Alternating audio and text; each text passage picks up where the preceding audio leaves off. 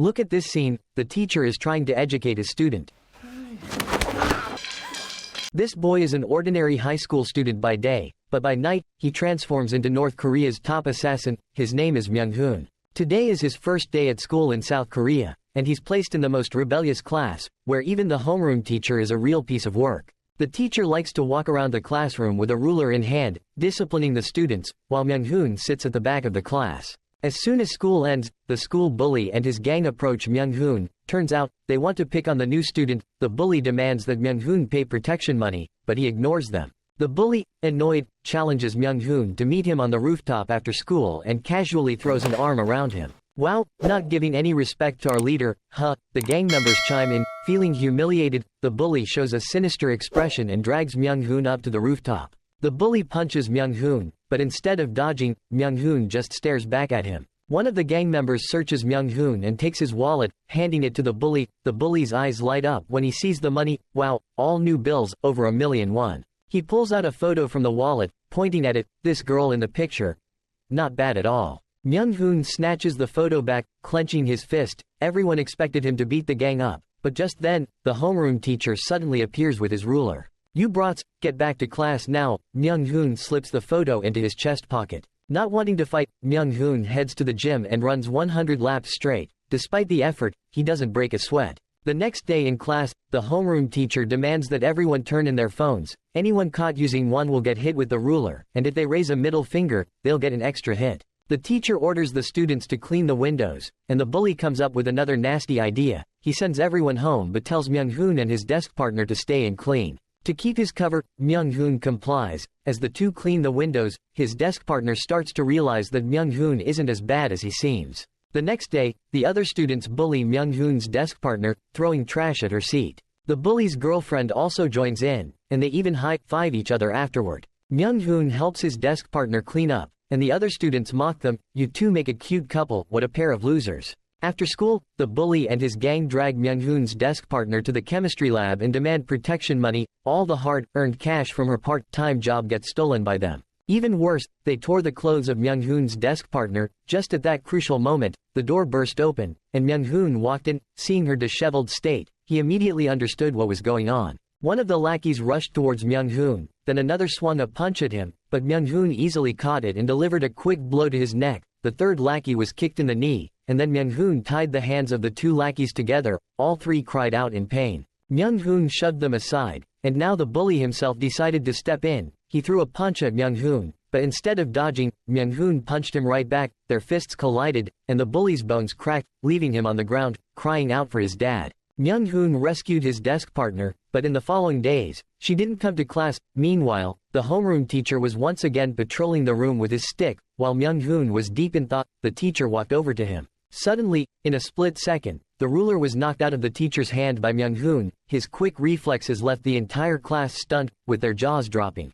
Myung-hoon placed the teacher's hand back on his chest, and the teacher, embarrassed, stood up, shaking, and said, go stand outside for punishment. Then he quickly left, and the whole class burst into laughter. Myung-hoon really is something else. During lunch, the bully was bragging in the cafeteria, once I'm healed, I'm gonna knock his teeth out. His lackeys joined in, yeah, we'll teach him a lesson. But just then, Myung-hoon appeared. The lackeys immediately backed away, trembling. The bully was so startled that he nearly choked on his food. Myung-hoon sat down next to him, asking where his desk partner worked. The bully was so scared he couldn't speak, and when Myung-hoon glared at him, the bully wet his pants in fear. Myung-hoon wanted to find his desk partner, so he went to the homeroom teacher to ask for leave. At that moment, the teacher was applying ointment to his swollen arm from where Myung-hoon had grabbed him earlier. When he saw Myung-hoon walk in, he quickly pulled his sleeve down. Myung-hoon said, I've got a headache, I'd like to take some time off. The teacher, now overly accommodating, replied, a headache? Why didn't you say so earlier? Health is important. I'll write you a leave slip right now. You can take as much time off as you need.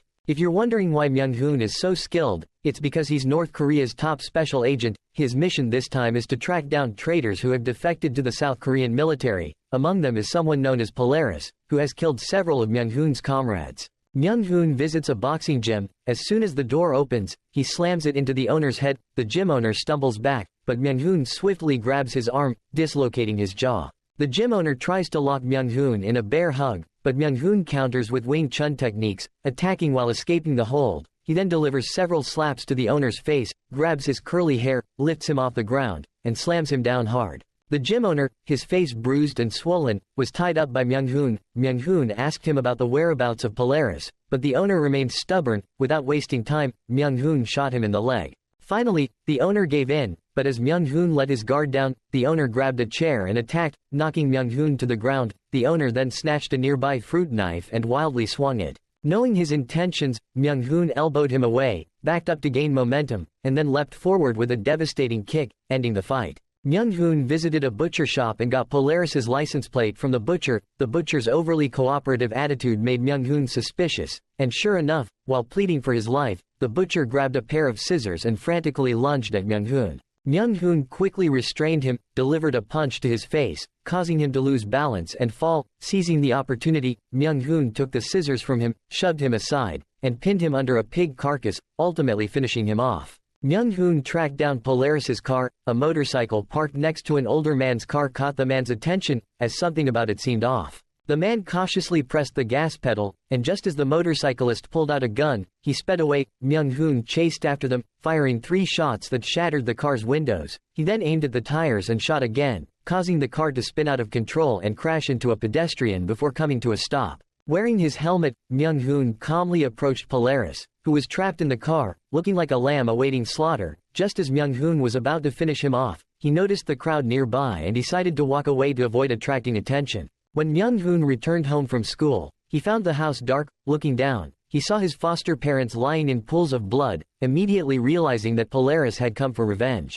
he walked into the living room and, as expected, found Polaris. Myung-hoon removed his jacket, and without exchanging words, the two began to fight. Polaris threw a series of punches, but Myung-hoon quickly gained the upper hand, pinning him against the wall and unleashing a flurry of attacks. At this point, Polaris grabbed Myung-hoon by the throat and threw a punch. Myung-hoon skillfully dodged and countered with several blows, leaving Polaris severely injured. Realizing he couldn't match Myung-hoon, Polaris pulled out a gun, but Myung-hoon, moving like a tiger, pounced on him, gripping his arm tightly. Polaris, in pain, dropped the gun. He then pulled out a small knife, but Myung-hoon grabbed a beer can to block the attack. The two struggled for a while, but Myung-hoon suddenly twisted Polaris's arm, disarmed him, and ultimately killed him. The saying "the younger wave overtakes the older one" proved true as the older wave, Polaris, was defeated. Myung-hoon cut the gas lines in the house, placed the knife in the microwave, turned on the gas valve, and left. Moments later, a massive explosion reduced everything to ashes.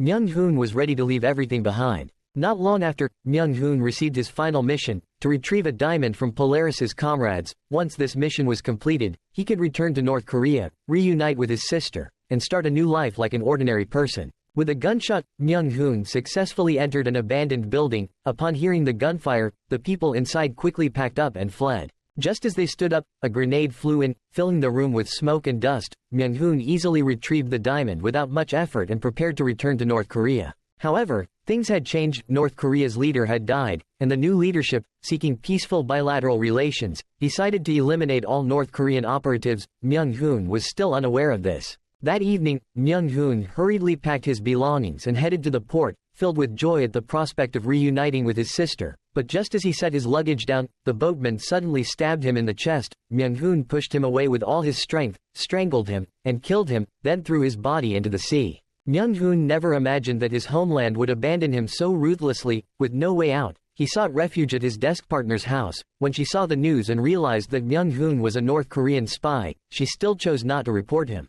She took care of Myung-hoon. During this time, Myung-hoon received a call from his superiors. They had brought his sister to South Korea and used her life to threaten Myung-hoon, demanding that he hand over the diamond. Myung-hoon left a note for his desk partner and left. He arrived at a parking lot where he saw his sister tied up in a car. He handed over the diamond, but unexpectedly, a sniper behind him aimed at him. A shot rang out, but it wasn't Myung-hoon who was hit, it was the sniper who had been targeting him. After Myung-hoon left, his desk partner called the police. The police tracked him down and saved Myung-hoon's life. Without paying attention to anything else, Myung-hoon rushed to the car where his sister was being held. His superior also attacked him. While they were struggling, someone else took his sister away. Myung-hoon was about to chase after them when the police stopped the car. Knowing the police wouldn't harm his innocent sister, Myung-hoon didn't hesitate to flee. However, his ruthless superior then kidnapped his desk partner and lured Myung-hoon to an abandoned construction site. Before going there, Myung-hoon called the police. His superior had been waiting there for a long time. Myung-hoon tossed the diamond into the air, and while everyone was distracted, he quickly drew his gun and shot down several of the lackeys, but he also got shot in the arm. Myung-hoon found the room where his desk partner was being held. Seeing that she was unharmed, he was finally relieved.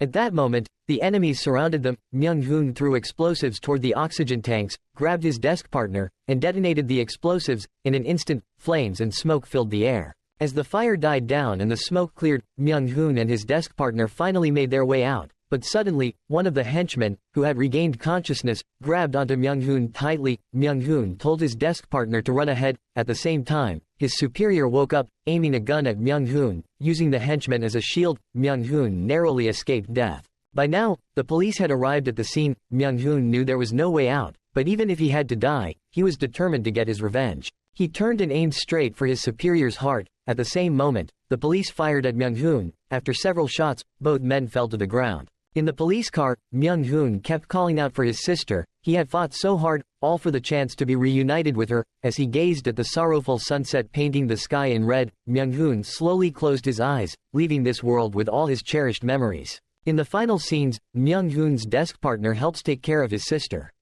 This movie is called Commitment. Here's the question for this week. Do you think Myung-hoon's sacrifice was tragic? If you think it was, comment 1. If you think it was worth it, comment 2. Thanks for watching our video. See you next time.